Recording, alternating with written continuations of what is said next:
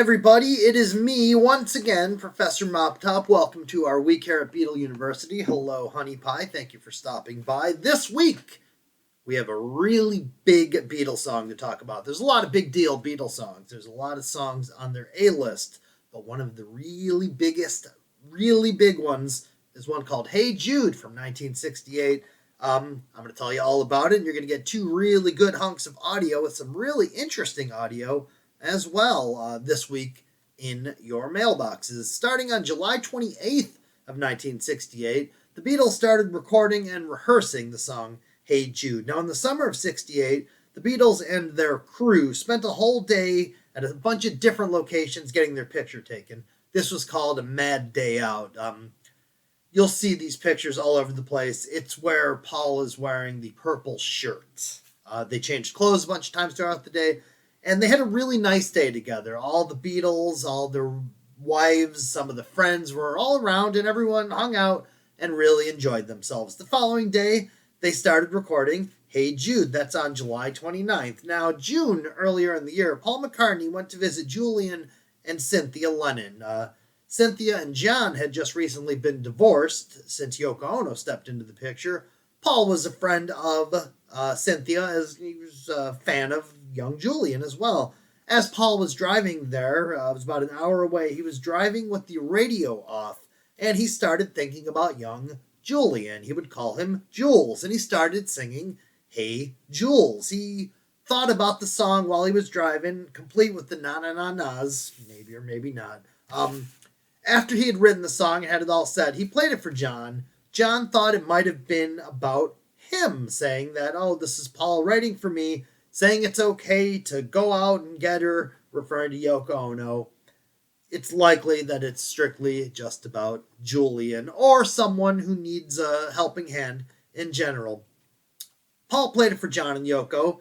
They loved it immediately. There's a line in the song that Paul McCartney always tells the story about. The movement you need is on your shoulder. He said he apologized and he would get rid of that. And John Lennon immediately objected. He said it was the best line in the song. You have to keep it.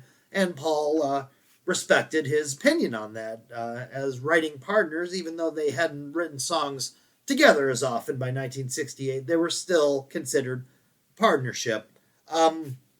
After rehearsing the song on July 29th, a session which started at 8:30 at night, they worked it out. And there was a little bit of an argument between Paul and George. Now, George wanted to answer Hey Jude with each line with the guitar lick, and Paul said, well, that's probably not the best thing for the song, and they kind of got a little angry with one another about that. Paul and George had a bit of resentment that had been carrying, it had been around for a couple of years. By 1968, it was pretty big. When they finally did the rhythm track, they did it with George. They then gave the unfinished piece to George Martin, who wrote a score for it. And this score that he wrote was very ambitious, even for a Beatles song. There was 36 musicians on it. Some of these guys had played on other Beatles songs before. After they played the strings and oboes and bassoons and double basses and violins and violas, all these session guys were invited to stay around and sing na-na-na-na for the big chorus. Well, of the 36 people who did it, 35 of them said, no problem. There was one guy who said, quote, I'm not going to clap my hands and sing on McCartney's bloody song. By the time the song was finally released, it was over 7 minutes long, which was an extremely lengthy amount of time to be for a single. But again, the Beatles started writing their own rules, and everyone just said okay, because they were the Beatles. It came out in late August in the United States, early September in the United Kingdom, and there's a promo clip for the song as well, which was premiered on the David Frost Show. It's nice to see them performing live together as a band, happily, in the later era. That is that for this week. I'm going to be taking next week off because of Halloween. I'll talk to you in about 2 weeks or so. I hope everyone has a wonderful day, and keep an eye out for your email. You'll be getting 2 hunks of audio all about Hey Jude.